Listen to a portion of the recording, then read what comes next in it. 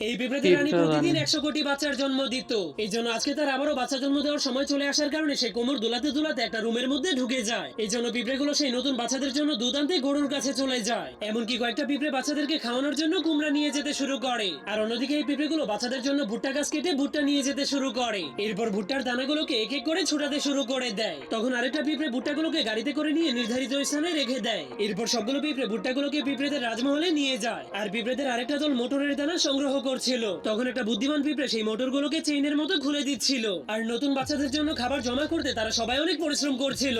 এমনকি খাবার যেন নষ্ট হয়ে না যায় সেজন্য তারা মানুষের বাড়ি থেকে একটা ফ্রিজ চুরি করে এনেছিল। আর এইদিকে পিঁপড়েরা বাচ্চাদেরকে খাওয়ানোর জন্য ফিডারের মধ্যে দুধ ভরছিল। তখনই পিঁপড়েদের রানী সুরক্ষিতভাবে কোটি কোটি ডিম পেড়ে দেয়। এই জন্য ডাক্তার ডিমগুলোকে একটা একটা করে মাপতে শুরু করে দেয়। এরপর নার্সেরা সুস্থ ডিমগুলোকে ইনকিউবেটরের ভেতরে নিয়ে যায়, যার ফলে কয়েক সেকেন্ডের মধ্যেই ডিম ফুটে ছোট ছোট পিঁপড়েদের বাচ্চা বের হয়ে আসে। এরপর বাচ্চাগুলো এক এক করে গোসল করে টিস্যু পেপার